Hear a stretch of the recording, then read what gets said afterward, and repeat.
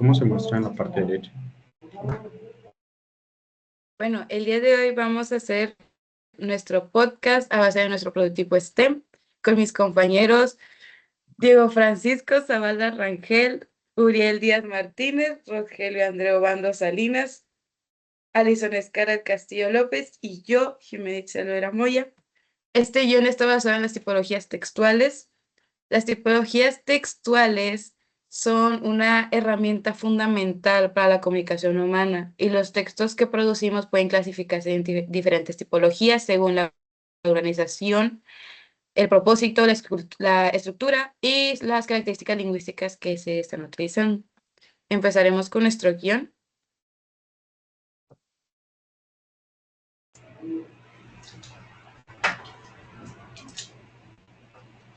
Podemos ver cómo se muestra en la parte derecha de la bicicleta. Se muestran los pedales, el tubo que está conectado del volante a la base de la bicicleta, el tubo que conecta el asiento hacia la base, el aguante para el asiento, y también vemos en sí las partes de la bicicleta. Y bueno, en la segunda imagen podemos observar pues la bicicleta de frente, cómo se ve con las ruedas, con los pedales, el volante, la pantalla pequeña que nos diría pues las calorías y la distancia recorrida, entre otras cosas. En la tercera imagen podemos observar que se presenta el lado izquierdo de la bicicleta y para finalizar en la cuarta imagen se muestra el prototipo desde una perspectiva arriba donde observamos qué tan grande puede ser el prototipo. Ok, ahora empecemos con los cálculos y áreas de los volúmenes. Estos planos nos pueden ayudar a visualizar nuestro prototipo para saber cuáles serán las respectivas medidas para poder realizar los cálculos matemáticos necesarios y físicos, que es lo que veremos más adelante. Pasaremos a los procedimientos matemáticos realizados en la primera imagen, que se forma un rectángulo para sacar el área de la zona, que es la base de la bicicleta, y la altura de ella. Utilizaremos una fórmula que es la del rectángulo, que es base por altura. Sustituimos los datos, que son 80 centímetros por 110 centímetros, y da un igual a 8.800 centímetros al cuadrado. Bueno, para calcular la rueda nos dan la medida del radio. Utilizaremos la fórmula del círculo, que es área es igual a pi por radio al cuadrado. Sustituyendo los datos nos da que área es igual a pi por 19 al cuadrado. Nos da como resultado 1134.1176 centímetros cuadrados.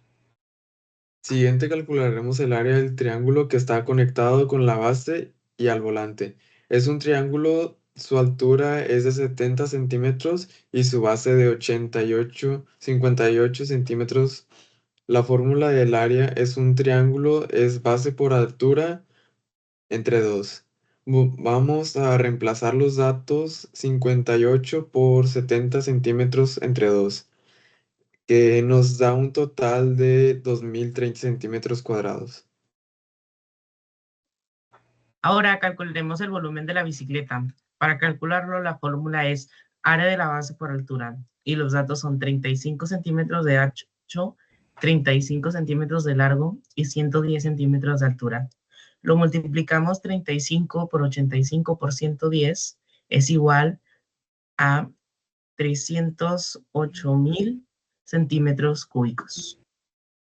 El siguiente es el tubo conectado del volante hasta la base, que son 100 centímetros de largo y 5 centímetros de ancho. Lo multiplicamos porque es un rectángulo, que son 100 centímetros por 5 centímetros, que es igual a 500 centímetros cuadrados. Tubo conectado al asiento hasta los pedales son de 65 centímetros de largo y 5 de ancho, que multiplicamos da 325 centímetros cuadrados. El área del rectángulo, que es desde la base hasta el asiento, que serían 95 centímetros de largo y 80 centímetros de ancho, realizamos la multiplicación y sería 95 centímetros por 80 centímetros y nos da un igual de 7.600 centímetros cuadrados.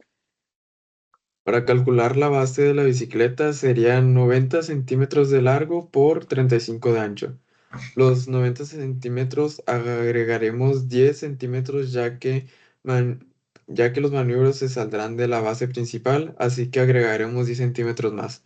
Haremos la multiplicación 90 por 35 centímetros que nos da un igual de 3.150 centímetros cuadrados.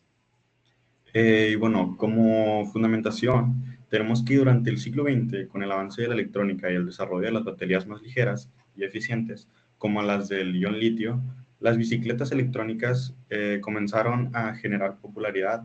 Hoy en día son una alternativa ecológica y eficiente a los medios de transporte tradicionales, con tecnologías que incluyen sensores de pedaleo, modos de asistencia y conectividad con aplicaciones móviles.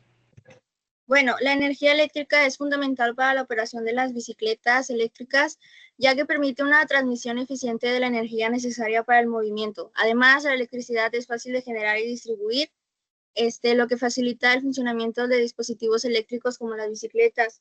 Su capacidad para transformarse en energía térmica, luminosa y mecánica le da versatilidad, lo que contribuye al desarrollo de tecnologías más sostenibles. La primera ley de Newton, conocida como la ley de la inercia, establece que todo cuerpo permanece en estado de reposo, movimiento rectilíneo uniforme, a no ser que actúe sobre una fuerza externa que la haga cambiar. Esta ley es esencial para entender el funcionamiento de la bicicleta, ya que describe cómo la bicicleta permanecerá estacionaria hasta que la fuerza externa, como el pedaleo o la intervención del motor, la ponga en movimiento. El motor eléctrico de una bicicleta eléctrica actúa como una fuerza externa, permitiendo que la bicicleta supere la inercia y comience a moverse, lo que demuestra cómo las leyes de la física son cruciales para comprender el movimiento en las bicicletas eléctricas. La rapidez se refiere a la distancia recorrida por unidad de tiempo. En las bicicletas eléctricas, esta medida se calcula utilizando los datos proporcionados por el odómetro o sistema de monitoreo de las bicicletas, que se registra la distancia recorrida en función del tiempo transcurrido. Por otro lado, tenemos que la velocidad es una magnitud vectorial que describe la relación entre el desplazamiento de un cuerpo y el tiempo de este. En el contexto de la bicicleta se puede determinar el desplazamiento utilizando la relación de velocidad y tiempo. Si se conoce la velocidad de la bicicleta, se puede calcular el desplazamiento que habría ocurrido en el caso de una bicicleta convencional, es decir, sin asistencia motorizada. Otro aspecto relevante es la medición de la energía calórica. En una bicicleta estacionaria en movimiento, el monitoreo de las calorías quemadas es un indicador de la energía consumida por el cuerpo. Las calorías quemadas pueden convertir a la energía. Espera, otra vez, ahí le cortas. Otro aspecto relevante es la medición de la energía calórica en una bicicleta estacionaria. El monitoreo de las calorías quemadas es un indicador de la energía consumida por el cuerpo. Las calorías quemadas pueden convertir a joules, la unidad del Sistema Internacional de Energía, lo que permite conocer la cantidad exacta de energía que ha sido transformada y utilizada en el esfuerzo físico. Este proceso es relevante no solo en términos de rendimiento físico, sino también para aquellos que buscan mejorar su condición física mediante el uso de bicicletas estacionarias. Ahora hablaremos sobre las magnitudes físicas e interpretaciones. Para desarrollar nuestro proyecto nos basamos en las magnitudes físicas como el tiempo y la longitud. Estas nos permitirán analizar el desempeño del sistema, verificando cuánto tiempo se necesita para generar una cantidad determinada de energía y cuánta distancia debe recorrer el usuario para lograrlo. Además, el uso de estas magnitudes nos permitirá hacer ajustes para optimizar la eficiencia del tiempo del prototipo.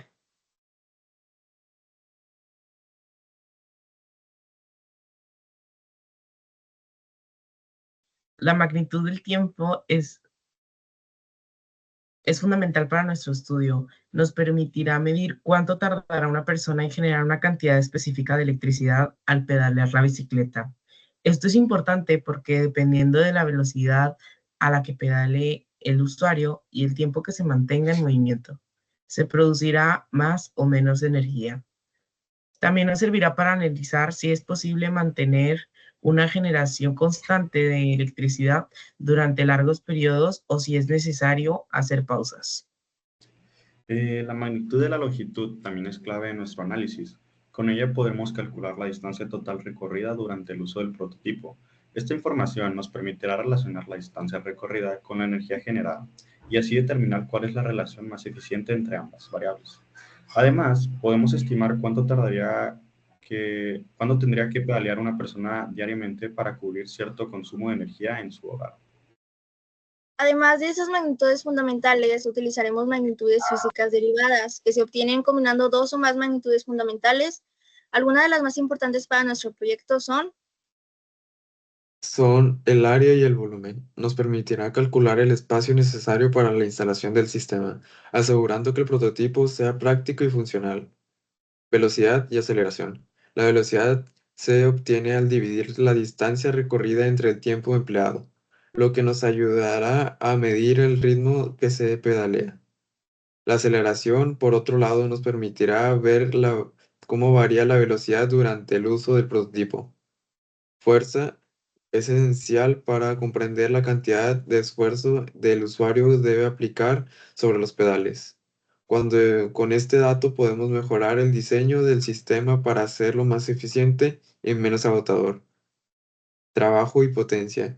El trabajo se mide como un producto de fuerza por la distancia recorrida, mientras que potencia es la cantidad de energía generada en un tiempo determinado. Y bueno, como el listado de instrumentos, al estar hablando sobre los instrumentos de medición, los cuales vamos a estar utilizando en el transcurso de este proyecto, que son la cinta métrica, el cronómetro, el amperímetro o voltímetro, nos van a proporcionar una ayuda muy grande en el ámbito de facilitar el acceso a las medidas de la bicicleta y o el tiempo. Sí. El cronómetro para medir el tiempo transcurrido que puede llegar a tardar la bicicleta en generar energía o cualquier otro campo del tiempo.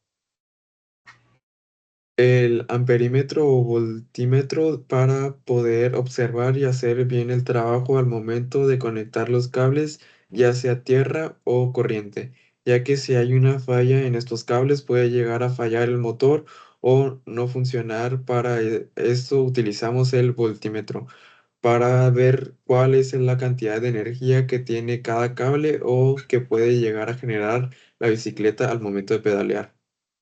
Las unidades de medición que vamos a utilizar con la diferencia de instrumentos de medición serían la cinta métrica, el metro representada por una M, para el cronómetro de segundos representada en S y para el amperímetro ampere que se representaría como A. estas medidas las voy a poder sacar con estos instrumentos de los cuales ya hablamos y voy a ser capaz de sacar algunos otros datos como la distancia, el desplazamiento, la velocidad, la rapidez, fuerza y así comprobar algunas leyes de Newton como lo son la primera ley de movimiento, la segunda ley de movimiento y la tercera ley de movimiento.